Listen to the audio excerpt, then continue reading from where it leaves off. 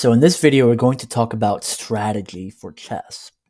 Now, there are three types of chapters, you can call them, in your chess game.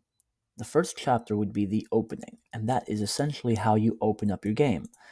There are so many openings, guys, so many, that it would be a waste of your time to go over more than 2 to 3 and get really good at them. All right. The openings do not matter nearly as much as people think they do. They do not. Okay. It's just an opening. In the end, all of these pieces are going to be used. All of these pieces are going to be generally on the same squares. So you're going to have to pick one or two openings, and I'll give you a couple to learn from in the course. But you're going to have to pick a few and just learn a few of them, understand them. Don't just memorize them, because the thing is, you have to understand if I do this and he does this and I go like that, right? I want him to take this, but let's say he doesn't take it. Let's say he just goes like that. Now you're stressing, like, oh, but I didn't learn this. He's supposed to take this. That's not supposed to be. And what are you going to do? Resign? No. You're just supposed to understand the concept of the opening. Why is this good? Because now you are taking this center, right? So maybe if he doesn't take it, you could take his pawn. Now you took the center of his pawn, and his center pawn is missing. That's still good. So now you take it. Okay, now he's gonna, and he can't move his knight here, right? So now he's gonna go there. You might protect it. He's gonna do that. Say fuck it. Now you're up, a whole pawn. But this is weak. So you just need to understand your openings, and basically this is called the opening. Now later on in the game, you're going to, get through all the pieces. Everything's gonna come out. You're going to go here, perhaps. He goes here. And now you might be thinking, well, it's time for me to take care of the second tenet, which is to develop the pieces. So we're almost done with that, right? Everything is out for white, everything is out for black, and it's black's turn. Now we're thinking we got to get the rooks out and we got to protect the king, which is still part of tenet 2 and now tenet 3. So we castle this way. The reason why I might castle this way instead of the right side is because, well, this f pawn is missing, and an f pawn is extremely important. The f pawn is kind of like the first defender for the king's defense when he castles. The problem with white side is that, well, the queen is kind of stuck, and we don't want to open up this pawn because we're going to want a castle here. You see, that is how you're supposed to think. Think a few steps ahead. Think, okay, well, I'm going to castle, but I can't castle because the queen is stuck, and I can't castle through the queen, right? So now, let's say we say fuck it, right, and we just castle this side. This isn't too bad, by the way, although you cannot do it because you see you're in check, so you can't really do that. But what I'm trying to get to is after the opening, it's the middle game. Now this is the second chapter of chess. Now in middle game, it is when you start fighting, you start capturing a majority of the pieces. So maybe I will do, let's say it's black's turn right now. Okay, let's say black goes here. Now white takes, queen takes, I might go here. He'll take, I take.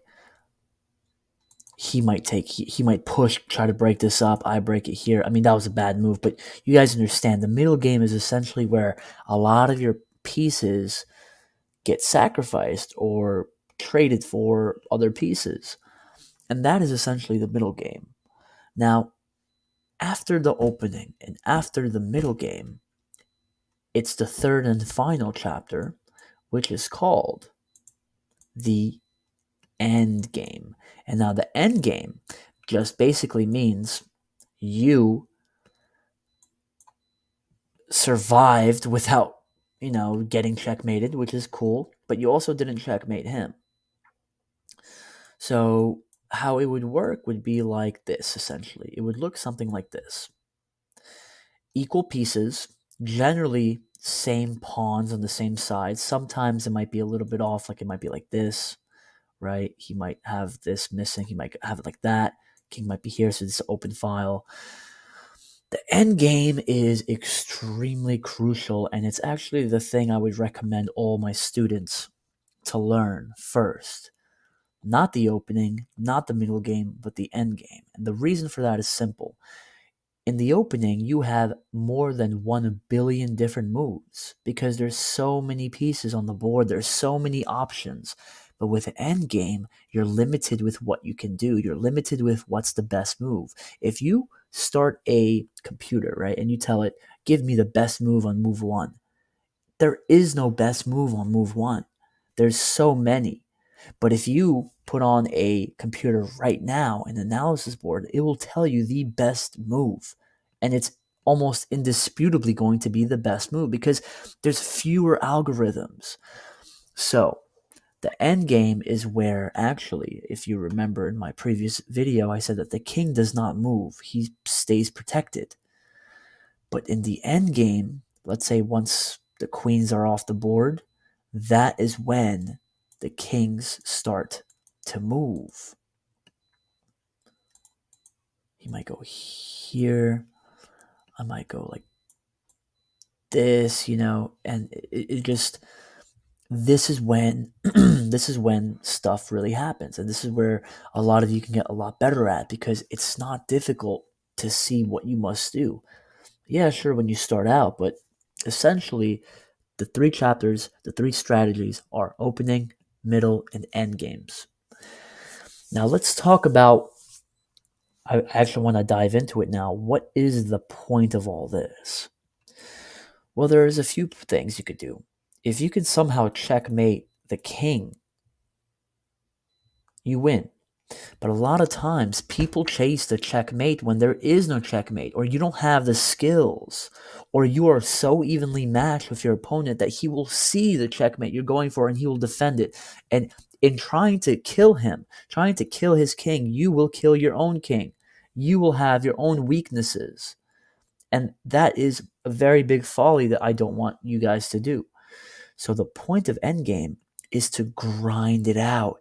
Keep pushing forward little by little. Try to move, you understand? Try to move so he can't have anything. And little by little, let's say you got this out, you got that out, you got this out, you got this out. You're left with so few items, or rather pieces.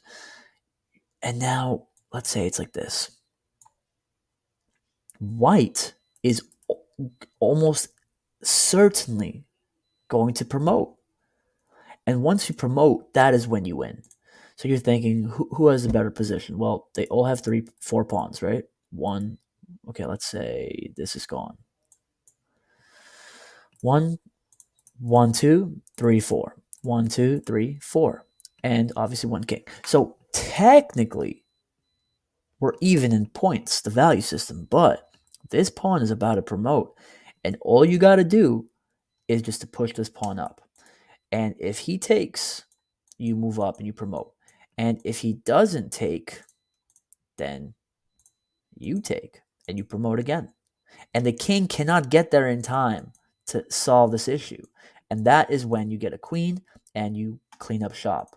And that is the point of chess. You're supposed to go with the opening, get all your pieces out, defend your king, grab the center, slowly start pushing forward, try to suffocate him, find his weaknesses, and exploit them. Then, after everything is settled and you have very few pieces left, you need to strategize how to promote your pawn to the end. And that is essentially the strategies of chess.